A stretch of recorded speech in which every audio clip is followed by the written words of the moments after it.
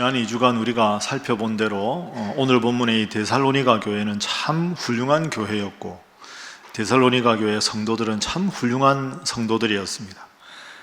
바울이라는 지도자가 박해를 피해서 다른 곳으로 갈 수밖에 없었고, 초신자들만 모여서 믿음의 뿌리가 약한 교회 성도들이었지만 참 믿음 생활을 잘해서 마게도냐, 아가야 지방 모든 지방에 모범적인 그런 교회가 되었습니다. 데살로니가 교회 성도들이 훌륭한 점 중에 우리가 지난주에 살펴본 첫 번째 훌륭한 점은 믿음의 역사가 있는 성도였습니다. 우리가 믿음이라고 하면 마음속에 하나님을 믿는 믿음인데, 그 믿음이 역사, 겉으로 우리의 말과 행동에, 일상생활에 드러나서 행함이 있는 믿음, 일상생활에서 믿음 있는 사람다운 삶을 살아가는 그런 훌륭한 성도들이 데살로니가 교회 성도들이었습니다. 그래서 우리가 지난 주일에 말씀을 나눌 때 이런 표를 한번 생각을 해보았지요. 한번 따라해 보겠습니다. 신앙생활에서 생활신앙으로. 기억나시지요? 예, 아유, 다행입니다. 기억하셔서. 신앙생활 이러면 교회 중심으로 예배 잘 드리고 하는 걸 좁은 의미로 신앙생활이라고 하는데, 우리가 하나님을 믿는 믿음을 가지고 일상생활 속에 나가서 주님 믿는 사람답게 말하고 행동하고 살아가는 것이 생활신앙이다. 이것이 데살로니가 교회 성도들의 훌륭한 점이었습니다. 제가 지난 주일날 이렇게 설교를 하고 여러분들 인사를 하니까요, 한 분이 저한테 이런 질문을 하셨습니다. 목사님, 어떻게 하면 생활신앙인으로 살아갈 수가 있습니까? 그 방법이 구체적으로 어떤 게 있을까요? 참 좋은 질문인데, 생활신앙인으로 살아가는 한 가지 방법은 없습니다. 왜냐하면 우리가 만나는 상황이 다 다르고 다 구체적인 상황이 다르기 때문에 원리를 아는 게 중요하지요. 여러분, 예를 들어서 내일 특별한 일이 있거나 누구를 만나거나 이런 계획이 있을 때 생활신앙인으로 살아가려면 그 문제를 놓고 먼저 기도하십시오. 하나님, 내일 제가 이런 일이 있는데 이 일을 어떻게 처리하는 게 하나님 원하시는 뜻입니까? 내일 제가 이분과 만나서 상담을 해야 하는데 어떤 마음으로 어떤 생각을 갖는 것이 하나님의 뜻입니까? 하고 하나님 앞에 기도해 보십시오. 그렇게 계속 기도하다 보면 하나님께서 마음의 평안도 주시고, 아, 이렇게 해야 되겠다 하는 확신을 주실 겁니다. 그럼 그 확신을 따라서 살아가면 그것이 바로 생활신앙인이 되는 거지요. 다음 기회에 좀 더 이 생활신앙에 대해서는 구체적으로 살펴보기로 하겠습니다. 자, 믿음의 역사와 더불어서 두 번째로 데살로니가 교회 성도들의 훌륭한 점은 바로 이것입니다. 한번 따라해 보실까요? 사랑의 수고. 사랑의 수고. 사랑의 수고라는 말은 사랑으로 하는 수고, 이런 뜻입니다. 자, 그러면 이 사랑의 수고가 어떤 의미를 가지는지, 우리가 어떻게 본받아야 되는지 몇 가지로 나누어서 한번 살펴보겠습니다. 먼저 생각해 볼 주제는 사랑의 수고에서 왜 사랑이 중요한가 하는 겁니다. 왜 사랑이 중요할까요? 여러분, 오늘 본문에 보면 데살로니가 교회 성도들이 믿음의 역사, 사랑의 수고, 소망의 인내, 믿음, 사랑, 소망, 이렇게 나옵니다. 믿음, 사랑, 소망 하니까 기억나는 성경 없습니까? 어디입니까? 고린도전서 13장, 사랑장이죠. 그 맨 마지막 절 기억하시죠? 13절. 자, 우리 화면 보면서 함께 읽어봅니다. 시작. 그런즉 믿음, 소망, 사랑, 이 세 가지는 항상 있을 것인데 그 중에 제일은 사랑이라. 아멘. 그 중에 제일이 뭐라고요? 사랑입니다. 고린도전서를 누가 썼습니까? 사도 바울이 썼거든요. 데살로니가 전서도 사도 바울이 썼습니다. 그러니까 사도 바울은 믿음, 소망, 사랑, 이 세 가지를 늘 강조하는데 그 중에 제일 중요한 게 사랑이다. 그래서 고린도전서 13장은 이렇게 시작합니다. 내가 사람의 방언과 천사의 말을 할지라도 사랑이 없으면 소리나는 굴리와 울리는 꽹과리가 되고, 내가 예언하는 능이 있어 모든 비밀을 알고 또 내게 산을 옮길 만한 믿음이 있을지라도 사랑이 없으면 내가 아무것도 아니요 또 내가 내게 있는 것으로 구제하고 내 몸을 불사르게 내어 줄지라도 사랑이 없으면 내게 아무 유익이 없느니라. 그만큼 사랑이 중요하다는 겁니다. 왜 사랑이 제일 중요하다고 말했을까? 믿음, 소망, 사랑.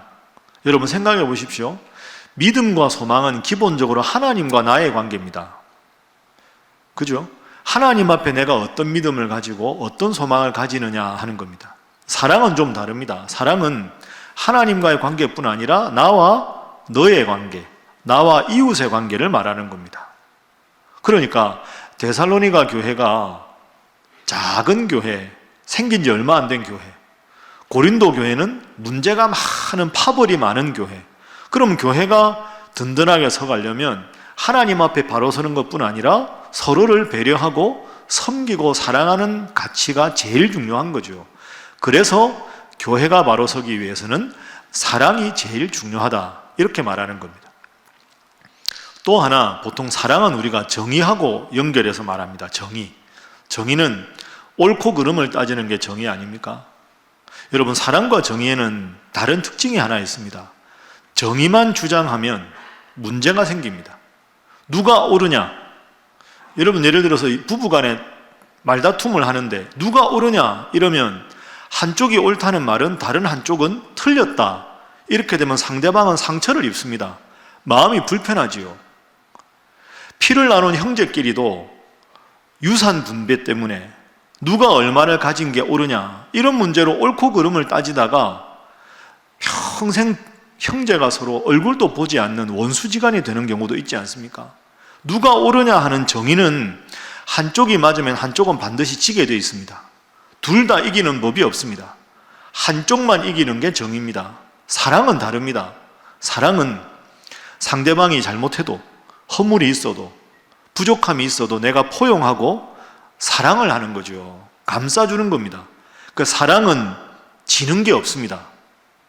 정의는 한쪽 편만 손을 들어주지만 사랑은 양쪽 다 편을 들어주고 부족하고 잘못이 있어도 괜찮다고 안아주기 때문에 다 양쪽이 한 마음이 되는 거죠. 그럼 교회에서 제일 필요한 게 뭐겠습니까?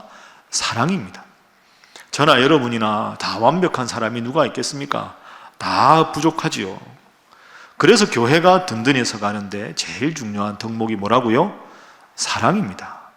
우리 신일교회도 데살로니가 교회처럼 하나님에 대한 사랑뿐 아니라 서로에 대한 사랑이 넘쳐나는 우리 신일교회 될 수 있기를 주님 이름으로 축복합니다. 자, 옆에 분들과 이렇게 인사하겠습니다. 사랑하며 살아가시기 바랍니다.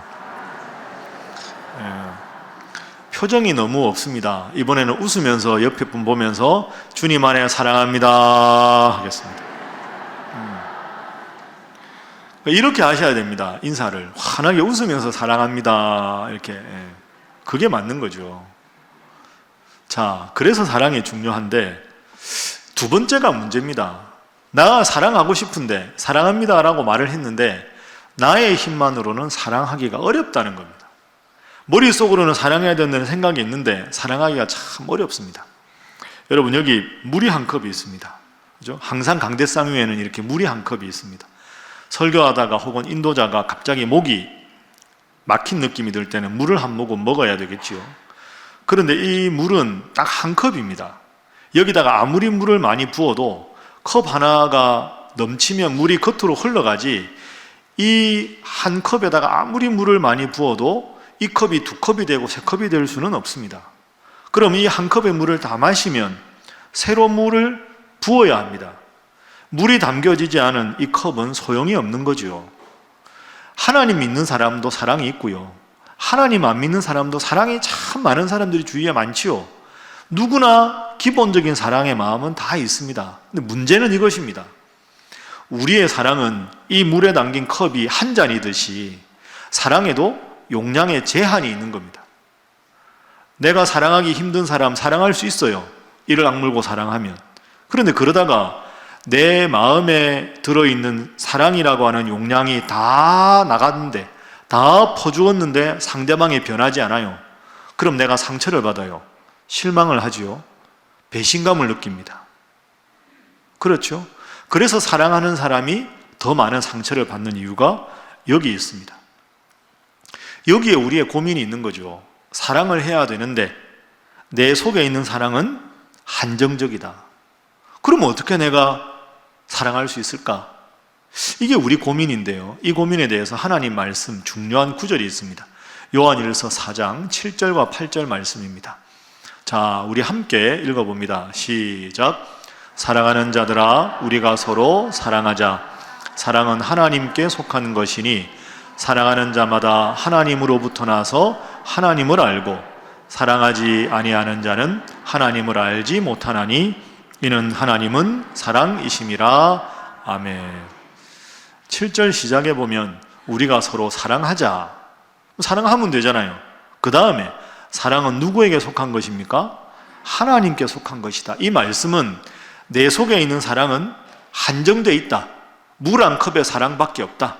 그러면 하나님께로부터 사랑이 끊임없이 내 마음에 흘러들어야 내 마음속에 있는 사랑을 퍼주고 나누어 주어도 끊임없이 하나님의 사랑이 내 속에 들어와야 내가 사랑할 수 있다.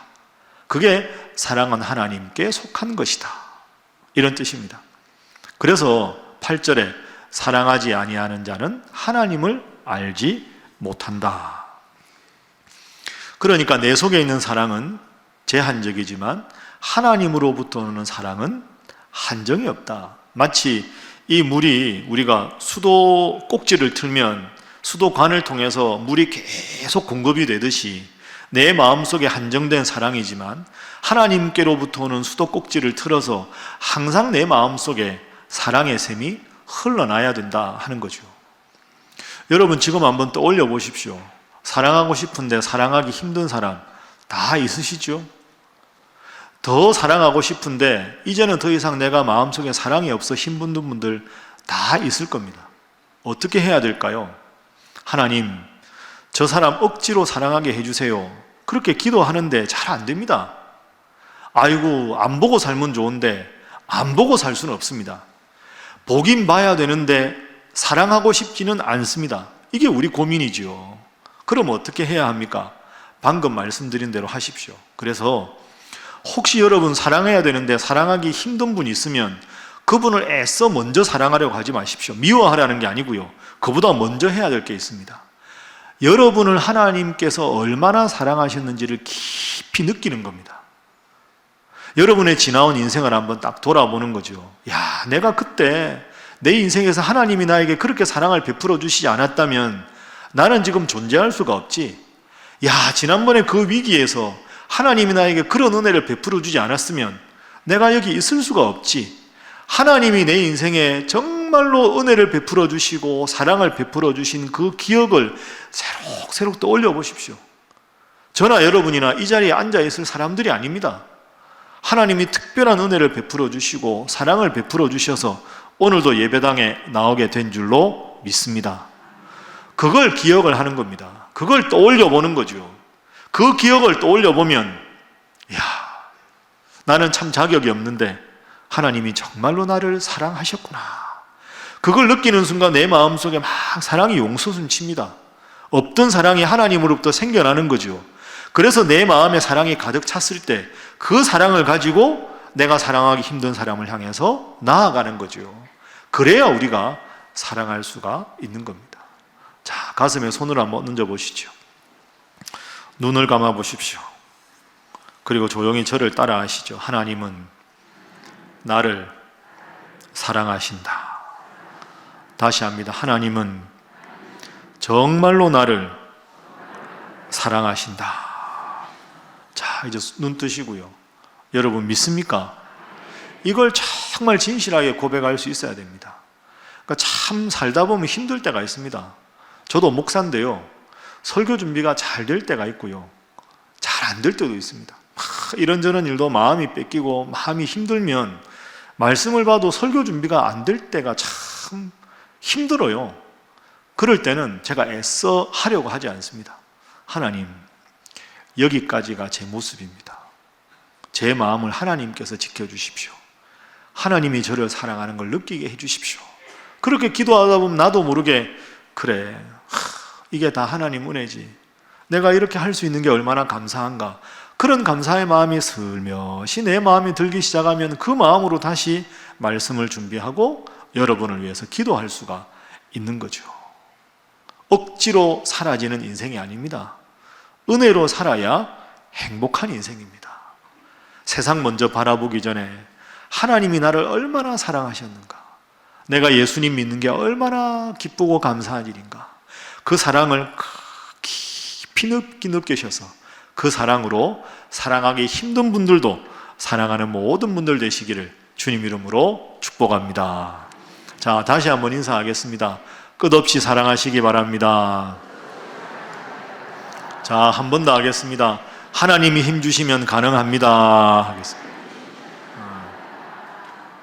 그렇게 살면 어려운 게 별로 없지 않겠습니까? 그래, 하나님이 나를 이렇게 사랑하셨는데 나도 사랑해야지.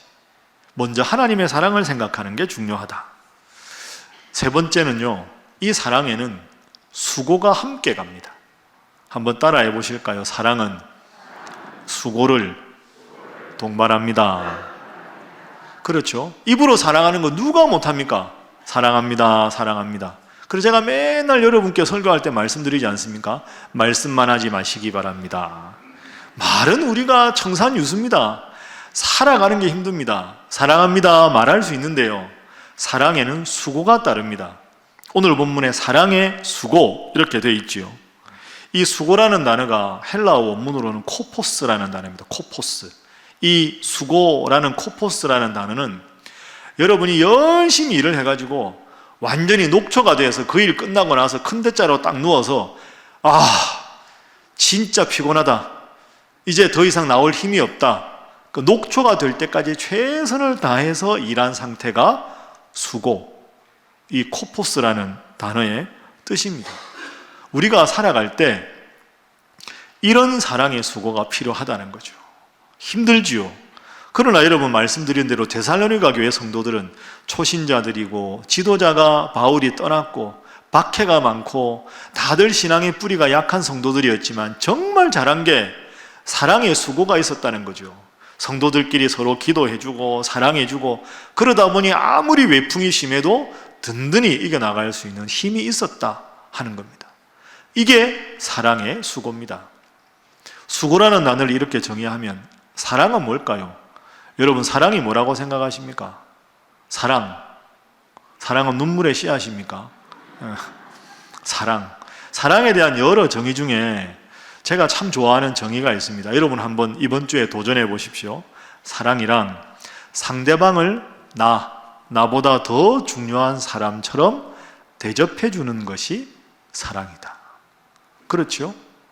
또 이거 배웠다고 너 나한테 이렇게 사랑해라, 이게 아니고요, 여러분이 그렇게 수고를 해보라. 사랑이란 상대방을 나보다 더 중요한 사람처럼 대접해 주는 게 사랑입니다. 한번 일주일 그렇게 살아보십시오. 여러분 인생이 훨씬 더 행복해질 겁니다. 왜? 사랑은 받는 것보다 주는 것이 더 행복한 일이기 때문입니다. 성경에 나오는 예수님의 사랑의 모습 중에 제일 대표적인 것 중에 하나가 세족식입니다. 세족식은 예수님께서 허리에 수건을 두르시고 허리를 굽혀서 제자들의 발을 하나하나 닦아주신 게 세족식입니다. 여러분, 예수님이 구원자신데 선생님이신데 허리에 수건을 두르고 허리를 굽히시고 무릎을 꿇고 제자들의 발을 씻겨주셨습니다. 지극한 겸손이지요. 내가 너희를 섬긴 것처럼 너희도 서로 사랑하고 섬기라 하는 것을 말로만 아니라 사랑의 수고로 행동으로 보여주신 겁니다. 그런데 여러분, 이 세족식에 대한 묵상의 글 중에 이런 문장이 있습니다. 한번 잘 들어보십시오. 제가 한번 소개했는데요, 누군가의 발을 씻길 때는 그 물의 온도까지 세심하게 신경을 써야 한다. 그렇죠? 내가 누군가 발을 씻길 때는 그 발 씻기는 물의 온도를 세심하게 배려를 해야 됩니다. 여러분이 누군가의 발을 씻긴다고 야, 이게 웬일인가 했는데 시원한 얼음물 만들어 놓고 발 딱 넣으면 깜짝 놀라지 않겠습니까? 어린아이들은 뜨거운 거 못 참는데 엄청 뜨거운 물에다가 발 넣으면 깜짝 놀라지요. 여러분, 이게 참 멋진 말입니다. 남을 섬기려거든, 사랑하려거든 그 사람이 아, 정말로 내가 이런 사랑을 얻는구나, 이런 섬김을 내가 받는구나 하고 그분이 기뻐하고 감사할 수 있도록 우리가 사랑하는 게 필요하다. 사랑이라는 건 상대방을 나보다 더 높이는 것, 그리고 상대방을 나보다 높일 때 발을 씻긴다면 그 물의 온도까지 가장 적당하게 고마움을 느낄 정도로 배려하는 것이 사랑입니다. 여러분, 이 앞에 지금 성찬상이 이렇게 있습니다. 우리가 잠시 후에 성찬식을 거행합니다. 성찬식이 무슨 뜻입니까? 예수님께서 나를 위해서, 내 죄를 위해 십자가에 다 지고 돌아가셨다 하는 목숨 건 예수님의 사랑을 우리가 다시 한번 확인하는 게 성찬식입니다. 제가 여러분에게, 오늘 성찬을 받는 여러분들에게 질문 하나 하겠습니다. 저는 이 성찬을 받기에 마땅합니다. 저는 이 정도 자격이 있습니다. 그런 분이 누가 있습니까?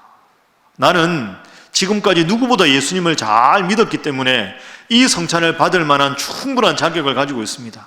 저는 지금도 하나님을 정말로 열과 성을 다해서 믿기 때문에 이 성찬을 받을 자격이 충분합니다. 그럴 수 있는 사람은 단 한 사람도 없지요. 그렇습니다. 자격 없는 나를 구원하기 위해서 예수님은 살과 피를 다 찢기시고 흘리면서까지 십자가에 죽으셨습니다. 말씀을 정리하겠습니다. 사랑의 수고, 이것이 주님을 믿는 사람들의 표지입니다. 오늘 또 성찬을 받으면서 자격 없는 나를 위해서 예수님은 목숨까지 바쳐주셨는데 내 마음속에 여전히 미움이 있고 사랑이 부족한 것이 얼마나 주님 앞에 부끄러운 일인가. 다시 스스로 깊이 성찰하고 회개하고, 하나님, 사랑의 사람으로 주님 나에게 베풀어 주신 사랑을 실천하며 살아가는 사랑에 수고하는 성도 되게 하옵소서. 기도하셔서 한 주간 정말로 주님의 사랑을 실천하고 다음 주에는 더 기쁘고 감사한 얼굴로 여러분을 뵐 수 있기를 주님 이름으로 부탁합니다.